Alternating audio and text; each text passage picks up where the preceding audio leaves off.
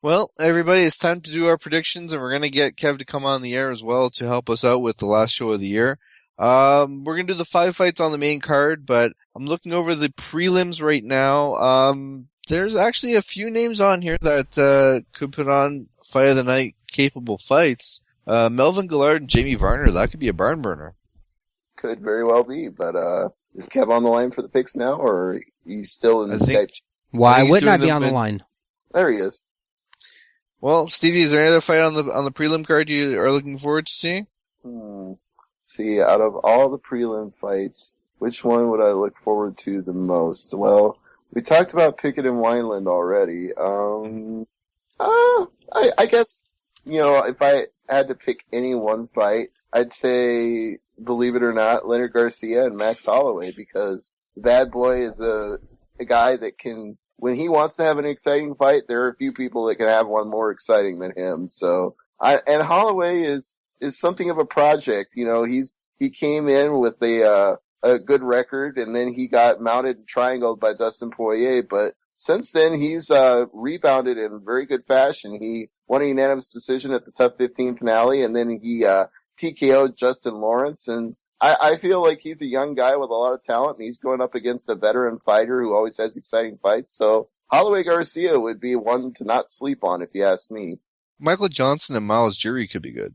Oh, yeah. I would expect good things from that. And, hey, Phil DeFries, there's a guy that I interviewed when UFC was at the Quest Center or CenturyLink Center. I keep saying Quest out of habit. But Phil DeFries was one of the guys who came over from England to fight on that card. So, I'd look forward to that heavyweight bout. Todd Duffy. It'll be probably a slugfest, and we'll see who comes out on top. All right, everybody. Now, the first fight on the main card, it's going to be... UFC. Yeah, exactly. I was like, another one. Derek Brunson goes up against the returning Chris Lieben. And Steve, we'll start with you on this one.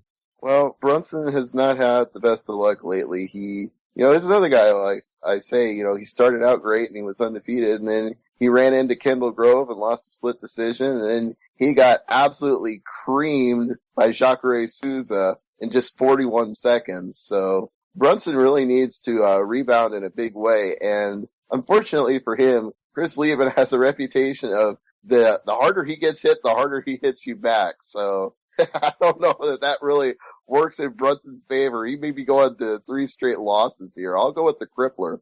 All right. I'm going to go with Chris Lieben as well.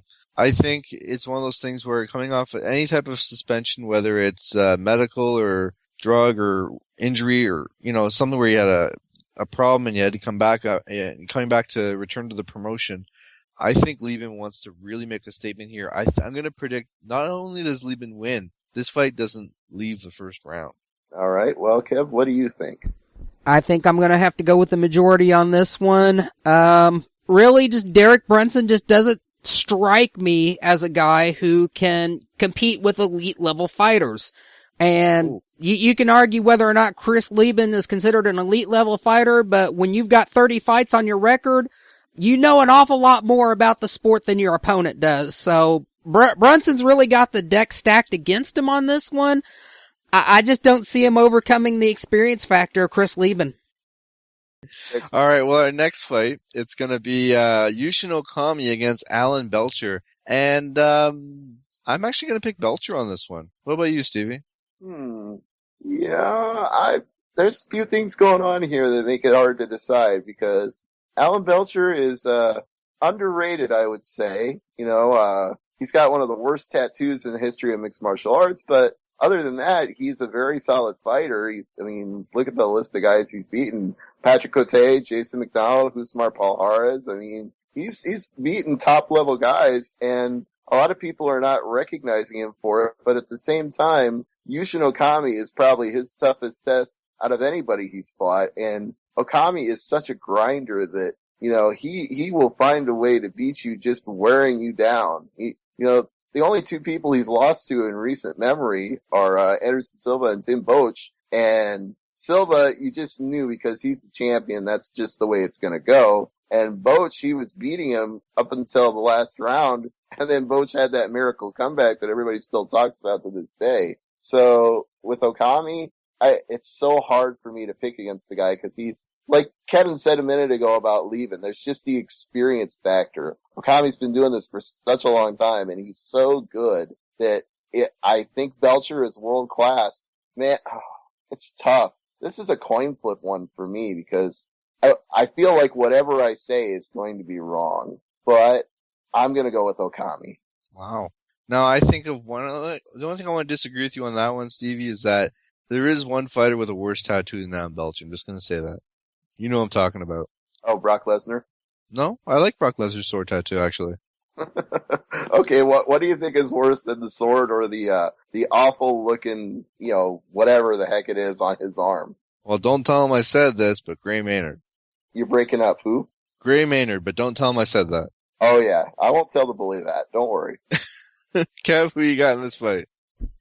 I'm sorry, I didn't hear who you were going with, Peter. I went with Belcher and Steven with Okami. I mean, really, Steve's right. This is just so much of a toss-up between these two.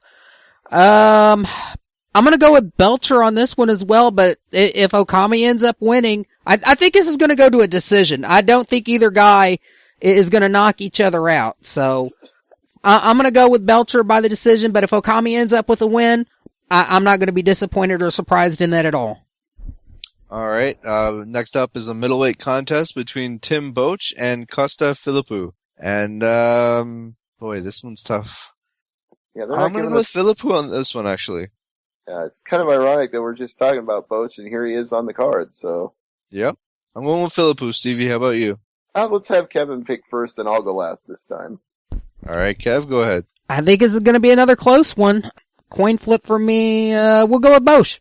You know what? I'm going to say this time, I'm going to go with Tim Boach as well. I got a feeling right now that Boach is on a roll, because you look at the guys he's beaten, and not all of them have been spectacular, but he did decision Nick Ring. He did get a split decision over Hector Lombard, in probably the worst fight I've ever seen Lombard have. And he did knock out Yushin Okami, so there's something to be said for being on a roll, and he certainly is right now.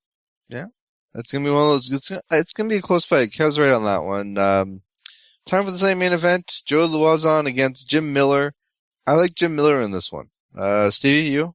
Well, I know Joe's been making a lot of predictions about this one, and I won't repeat every single one of them on the air, but I know he has a plan to have the fight of the night, and maybe he will, because you look at the list of awards he's won in UFC, it's almost freaking ridiculous. He probably, other than maybe Chris Lieben or Chris Lytle, he probably has the most awards for, like, fight of the night, knockout of the night, submission of the night, whatever you name it. This guy has done it, so it's hard to count Jolo out when he makes promises, but at the same time, the Fighting Miller brothers, they never seem to have a bad fight. Win or lose, they're always in it, so, oh man, this is like the toughest card we've had to pick in a long time, because these fights are so evenly matched. Other than the opening fight, which we all agree Brunson's gonna lose, there's no easy picks here. No, there's not. I guess I'm gonna go with Lozon on this one. I think he'll find a way to get Jim Miller to the ground and work a submission. Alright, Kev? I'm gonna go in the completely opposite direction. Jim Miller's only been submitted one time in his career. Of his other losses, the rest of them are decisions. I say Jim Miller gets the win here. He's gonna do it by knockout. Wow. I like a knockout. Who wants a KO for Christmas? We do.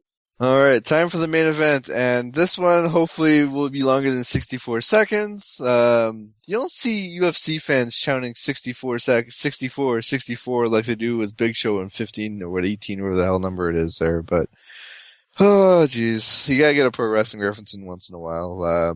Heavyweight title fight, Junior Dos Santos, Cain Velasquez for the title, main event, last show of the year, last fight of the year, and I'm picking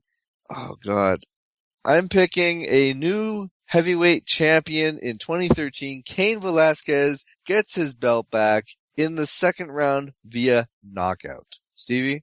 Go to Kev. I want to be last on this one. Ooh, okay. Oh, come on. Seriously? It's gonna be it's gonna be Junior Dos Santos. It's gonna be just complete, total evisceration, annihilation. Cain Velasquez is not going to get another shot after this for a while. Wow. Stevie? Okay, well, it all comes down to me then to break the tie, and I don't know. I don't want to overlook Dos Santos because, you know, there are very few guys who have successfully defended the heavyweight title in the last few years, and he's one of them. So you got to give him that respect. But at the same time, and I talked about this with Joe Martinez when he was on the air, if you saw what Cain Velasquez did to Bigfoot Silva, you would have a hard time not picking him to be the next heavyweight champion of the world because that was one of the most savage destructions by one heavyweight of another that I have ever witnessed all my life. You would think Velasquez would be the champion based on that fight because Dos Santos has beaten people, Dos Santos has knocked people out, but he's never physically dismantled a fighter the way Velasquez did to Bigfoot. Yeah, that was a destruction. Oh man, I swear every freaking fight is a coin flip, but I'm going to go with the birthday boy here, and I'm going to pick Cain Velasquez to be the new champion.